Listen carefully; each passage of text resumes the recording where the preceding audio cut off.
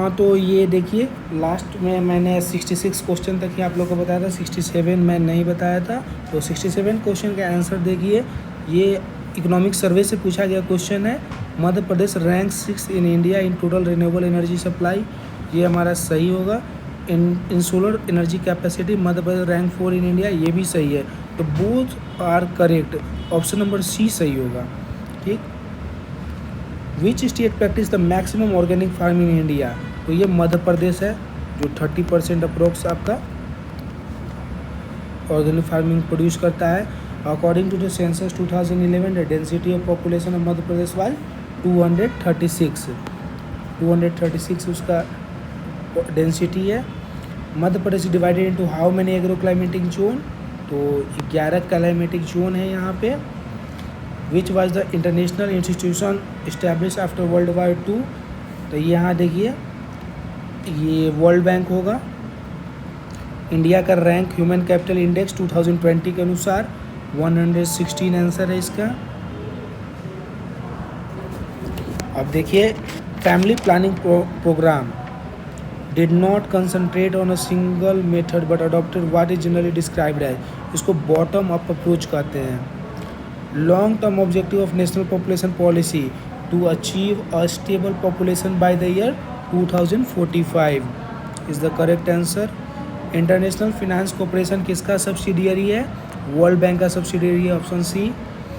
Which of following country is not a member of Bay of Bengal, BIMSTEC का member नहीं है, तो मालदीव जो है हमारा बीमस्टेक का मेंबर नहीं है।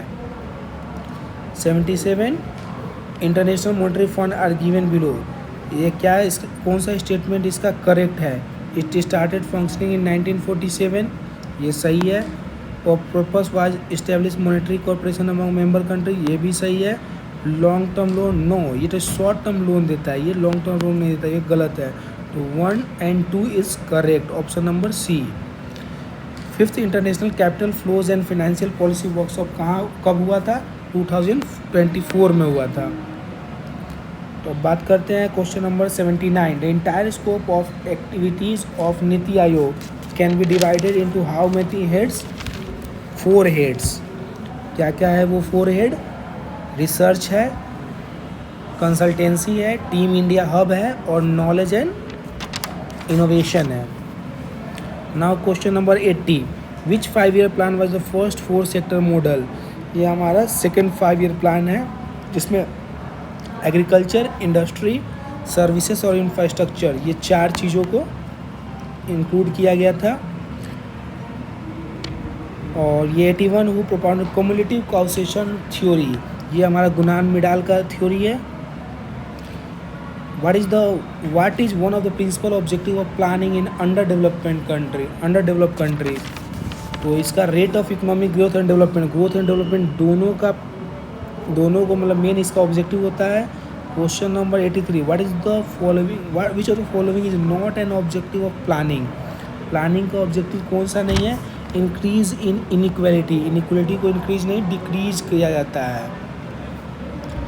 पोस्ट बेनिफिट एनालिसिस में क्या होगा आपका, देखिए beneficial to continue the project, अगर आपके पास बेनिफिट ज़्यादा है कोस्ट से तो ये बेनिफिशियल होता है कंटिन्यू द प्रोजेक्ट के लिए, तो ऑप्शन नंबर ए सही है।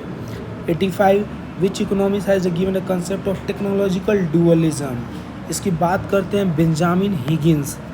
जब आपके पास प्रिमिटिव टेक्नोलॉजी और आपके पास एडवांस टेक्नोलॉजी दोनों अगर कोई एग्जिस्टेंस हो तो उसकी बात करते हैं Benjamin Higgins. Question number 86। Which of the following is the most important the selection of production technique, production technique का सेक्शन में कौन सा होगा, बोथ प्रोडक्शन फंक्शन और रिलेटिव प्राइसेस ऑफ फैक्टर्स, मतलब टेक्नोलॉजी और कॉस्ट ऑफ इनपुट दोनों का ज़रूरत होगा। Question number 87। Not only is there a potential conflict between employment and saving in the choice of technique but also conflict between employment and output, option number A. In the center periphery model, center refers to, center वो area होगा जहाँ पे advance area होगा और इसी के periphery में मतलब वो जो लिस्ट डेवलप एरिया है वो हमारा क्या होगा, अंडर डेवलप एरिया वो हमारे पेरिफेरी होता है। Question number 89, Kautilya administration system, which the following officer kept a watch on preventing adulteration, selling of substandard goods and goods weighing less. तो ये हमारे पास पंडाध्यक्ष, पनायाध्यक्ष जो है ये आंसर होगा। Question number 19, when only firm in the factor market provide employment to the factor, this is the state of monopsony. 91, the equilibrium of rational monopolies will be at the output level where its price elasticity of demand is greater than 1, ये हमारा सही है।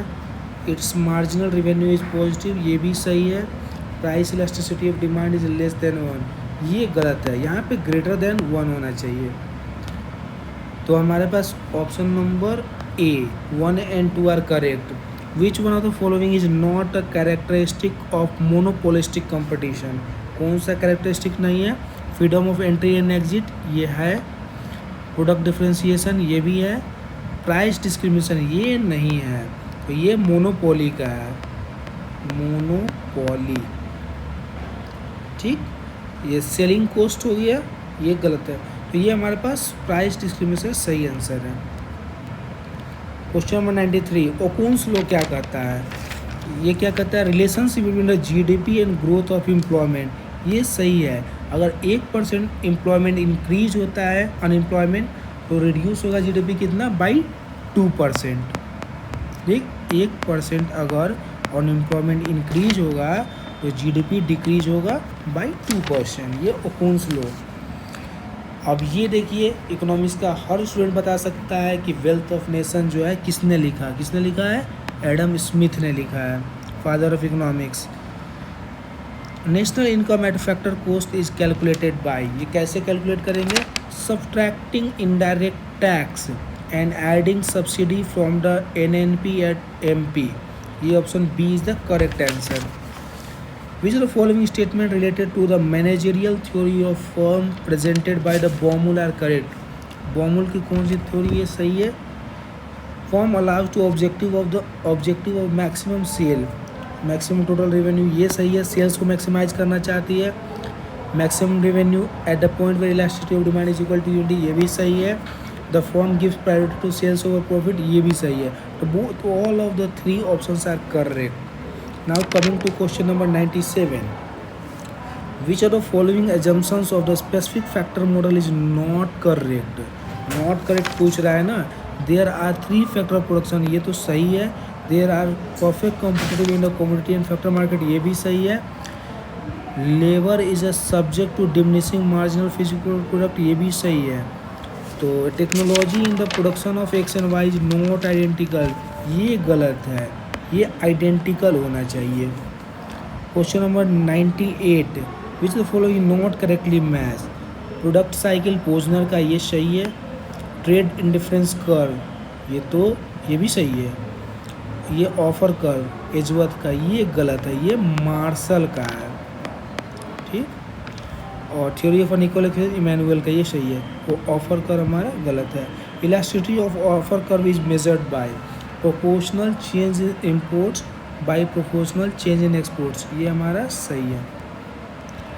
Question number 10, statement regarding international trade, बताइए कौन सा सही है? Quota are rigid with respect to quantities, ये सही है। Tariffs permit quantities of imports to change to so that adjustment will occur in the quantities, ये भी सही है। ये दोनों सही है। It is attempting to conjecture that the economic changes will therefore lead to larger domestic price fluctuation under tariff, ये गलत है। तो option number 1 and 2 are correct, correct option D. ठीक, तो आज के लिए अभी के लिए बस इतना ही। अब अगले वीडियो में मैं बनाऊंगा क्वेश्चन नंबर 101 से 150 तक का। Thank you.